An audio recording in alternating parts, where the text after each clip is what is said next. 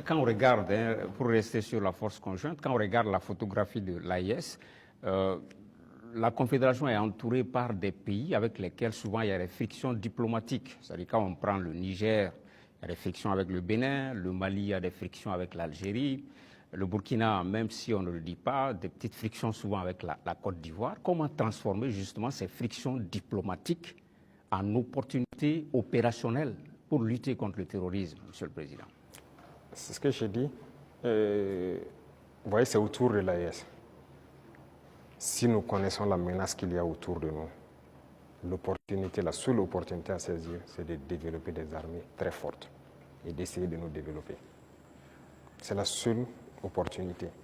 Sinon, l'adversité, on va toujours l'avoir. Ce n'est pas comme ce que vous avez cité, c'est réel. C'est réel.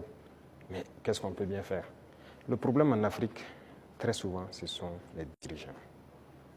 Ces frictions diplomatiques, c'est pas entre, moi je n'aime même pas dire les frictions entre les États. Il n'y a pas de friction entre les deux pays ou quoi. Il y a friction entre les dirigeants des pays. Est-ce qu'entre armées de l'AES et ces pays-là, ça coopère, ça se renseigne, il y a la collaboration? Bon, pour certains cas, je ne sais pas, mais je prends par exemple le cas de... Même avec le Bénin, nous, on n'a pas les mêmes approches en termes de terrorisme. Je prends par exemple le cas du Bénin. Moi, avant d'aller à Moscou la dernière fois, en mai, un jour, j'étais là, il y avait une menace qui planait sur un détachement au Bénin. Mais les militaires n'attendent pas de monter au niveau politique ou quoi que ce soit pour certaines choses. Ils ont contacté nos forces à l'Est, qui ont confirmé en tout cas la menace. Ils ont demandé si on pouvait faire quelque chose. Moi, j'étais encore là, c'était un samedi, je me souviens. J'ai ordonné à nos appareils d'aller survoler et voir ce qui se passe, parce qu'ils ont intercepté les communications de regroupement. Effectivement, les drones sont arrivés à la frontière, ils ont vu que les terroristes se regroupaient pas loin de leur base. On a frappé et on a avorté l'attaque. Ce n'est pas une fois, ce n'est pas deux fois. Vous voyez, les forces coopèrent.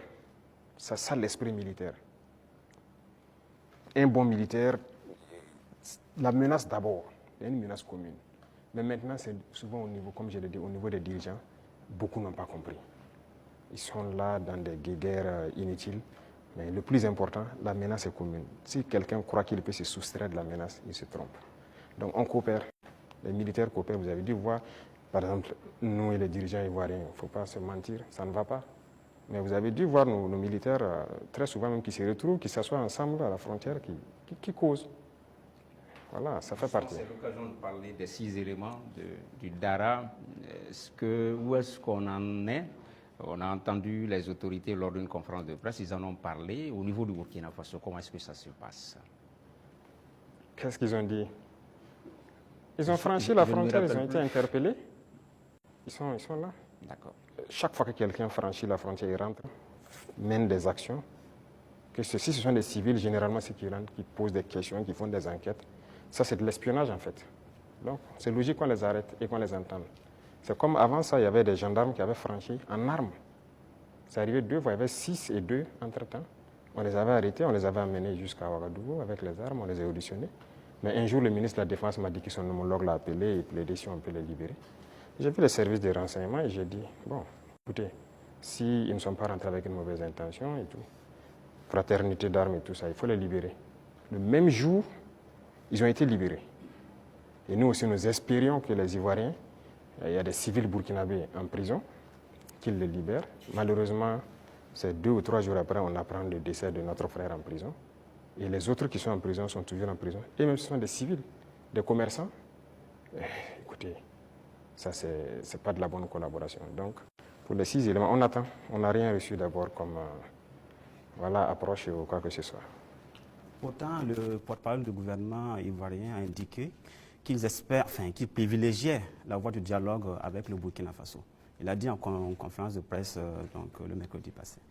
On les attend.